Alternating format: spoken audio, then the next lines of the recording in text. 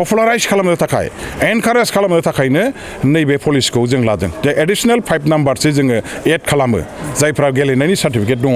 बेनो मोनसे फोरमान जे जोङो बिटिसि गभर्नमेन्टआ गेलेनायखौ खुब प्रायोरिटि होदों खुब जर होदों आरो जोंनि सेंग्रा सिख्लाफोरनि गेजेराव फरायसाफोरनि गेजेराव मोनसे एनकारेज लाबोनो थाखाय जों मोनसे स्टेप लानायनि मोनसे उदाहरन थारैनो आङो दिनै जोंनि दुलाराय बड'लेण्ड उसु एस'सिएशननिफ्राय जोंनि बनरग गामियाव नैबे मोनसे जे स्टेडियाम दं बे स्टेडियामनि इनडोर स्टेडियाम सिङावहाय बिथांमोनहा खुंनायनि जे मोनसे हाबाफारिखौ लादोंमोन जेरै जोबथा हाबाफारि फाइनाल बादायलायनायाव बिथांमोनहा नुजाफैनो थाखाय आंखौबो जिहेतु खावलायहरदों आरो आंबो जिहेतु जायगानिनो सासे मानसि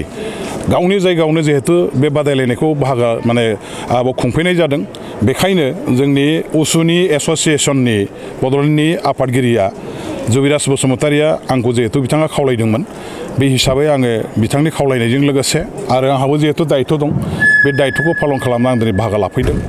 आरो आङो गोबाव सम जोंनि बादायारि गोरलै गोरलै गथ'फोरनिफ्राय आरम्भ खालामनानै बैसोगोराफोरनि जे बादायलायनाय गासैखौबो नायनानै आङो मोनसे बिराद गोसोआव रंजानाय मोन्दों बिराद फुर्ति मोन्दों गथ'फ्रा खुब मोजाङैनो गेलेदों आरो आखा फाखा गेलेगिरिफोर बेवहाय दिनै बाहागो लाफैदों गोबां जोंनि गेलेग्राफोरनि माखासे स्किलखौ नायनानै बा बिथांमोननि माखासे टेलेन्टखौ नायनानै जोङो दिनैहाय जायफोर गथ'फ्रा गेलेबाय बे गेलेगिरिफोरनिफ्रायनो गोबाङा जोङो आरोबाव नेशनेल लेभेलसिम गेलेहैनाय बिनि उनाव नेशनेल लेभेलाव आरो देरहासार जानानै इन्टारनेशनेल लेभेलावबो गेलेहैनो हानाय बेबायदि माखासे भबिष्यतखौ आं नुदों दा बेवहाय जोंनि दिनैनि जे एस'सिएशनखौ दैदेननाय बड'लेण्ड उसु एस'सिएशननि आफादगिरि बिथां जुबिराज बसुमतारिया गोबां नाजागासिनो दङ आरोबाव बेखौ साबसिन खालामनो थाखाय आं मिथिदों थांनाय 5 बोसोराव बे उसु एस'सिएशना जोंनि सिगाङावहाय जेरैबायदि बिथांमोनहा जोनोम जाजेननायनिफ्राय गोबाव सम मोनसे सहाय सहयोगिता मदद एबा थुलुंगाखौ मोन्दोंमोन खिन्थु दिनैनिफ्राय 5 बोसोर सिगां थांनाय बे 5 बोसोराव जेबो सरकारि मदद मोनैयाव एसे बिथांमोनहा खमजरि जानानै थादों खिन्थु दानि गभर्नमेन्टआ आरो दानि जाय आफादगिरि जुबिराज बसुमतारि फंबाया गोबां मोनसे सेस्था खालामगासिनो दङ आरो सरकारनि सहाय सहयोगिताजों बे गेलेनायखौ गोख्रोंसिन खालामनो थाखाय बांसिनै जेरावबो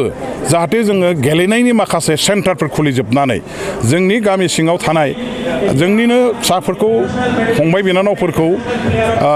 गेलेनो खाबुखौ जाहाथे होनो हायो बिनि माखासे बेबस्थाफोरखौ खालामनो नाजागासिनो दं आं बिथांखौ बे बिथिङाव नोजोर होनानै आवगायलांनो थाखाय खावलायगोन जे दाब दाब जायगायाव जोंहा गोबां बेबायदि सेन्टारफोर खुलिनानै होनांगौनि दरखार जादों कचिं सेन्टारफोर गेलेनायनि सेन्टारफोर आरो बेफ्रावनो जोङो गामि सिंनि गोबां जोंनि गेलेगिरि फिसा फिसौफ्रा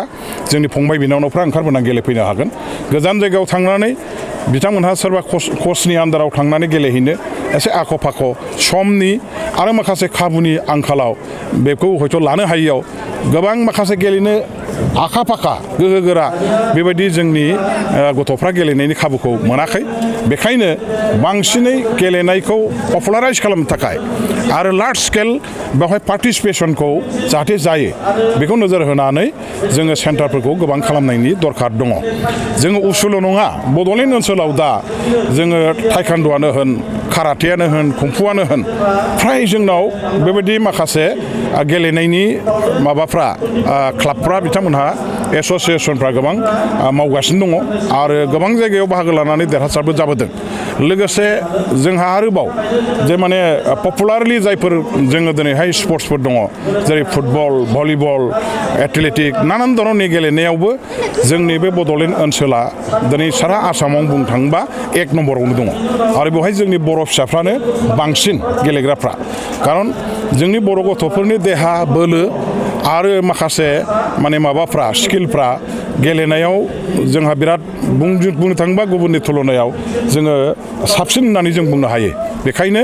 जोंनि बे एफा गोरों मोजां गेलेग्राफोरखौ दिहुननानै लाबोनो थाखाय बिथांमोननो गेलेनायनि स्कपखौ होनो थाखाय जोङो माखासे हाबाफारि लानांगोन स्टेप लानांगोन आरो दानि बिटिसि गभर्नमेन्टआ बेखौ लानानै मावनो थाखाय आवगायगासिनो दं पलिसि लागासिनो दं बावैसोनो बे बिथिङाव जोङो साक्सेसफुल रोखोमै जाफुंहैनो माने मोनसे स्टेपखौ लानो हागोन आंहा बिनि सायाव मोनसे मिजिं दं एबार जोङो गेलेनायखौ बिराद जर होदों आरो बिराद जोङो बेखौ साबसिन रोखोमै खालामनो थाखाय इनिसियेटिभखौ लादों भेरिफिकेसना जागासिनोसो दं दाबो जोबाखै दाख्लै 21 तारिखनिफ्राय जानो गोनांमोन खिन्थु माखासे दुंहाव थासारिनि थाखाय 21 तारिखआव जानो गोनांखौ जोङो आरोबाव लास्टआव फावसायलांदों बिनिफ्राय दा जोङो नैबे माबा दासिम जागासिनो दं दिनैबो जाबाय थादों आरो दंबावो बेबायदि 29 तारिखआवबो दङ दा बे हिसाबै भेरिफिकेसना खुब मोजां रोखोमै जागासिनो दं सिस्टेमेटिक भाबै जागासिनो दं खुब ट्रेन्सपारेन्सिखौ जों मेनटेन खालामदों आरो क्वालिटिखौ जोङो मेरिटखौ मेनटेन खालामनानै एबारनि साख्रिखौ होनो थाखाय मोनसे डिसिसन लादों जोङो बावैसोनो होगोन खारन भेरिफिकेसना जोबनायनि उनाव जोङो मोनसे फाइनाल लिस्ट बानायगोन मेरिटनि फाइनाल लिस्ट आरो आदार क्वालिफिकेसन हिसाबै जेन'बा दा गेलेनायनि सार्टिफिकेटफोर जायफोर नेसनेल इन्टारनेसनेल लेभेलाव गेलेबाय बा बेबायदि माखासे दिनैहाय स्टेट लेभेल बा बिटिसि बेस जे जोंहा गेलेनाय दङ बेफोरनि जायफ्रा सार्टिफिकेट दङ बिसोरनो एडिसनेल माने 5 नाम्बार्सखौ जोङो होयो खारन गेलेनायखौबो जोङो जिहेतु एनकारेज खालामनांगोन जोंनि छात्र छात्रिफोरनि गेजेराव मोनफ्रोमबो थाखोनि गेलेनायखौ पपुलाराइज खालामनो थाखाय एनकारेज खालामनो थाखायनो नैबे पलिसिखौ जों लादों जे एडिसनेल 5 नाम्बारसो जोङो एड खालामो जायफ्रा गेलेनायनि सार्टिफिकेट दङ बेनो मोनसे फोरमान जे जोङो बिटिसि गभर्नमेन्टआ गेलेनायखौ खुब प्रायरिटि होदों खुब जर होदों आरो जोंनि सेंग्रा सिख्लाफोरनि गेजेराव फरायसाफोरनि गेजेराव मोनसे एनकारेज लाबोनो थाखाय जों मोनसे स्टेप लानायनि मोनसे उदाहरन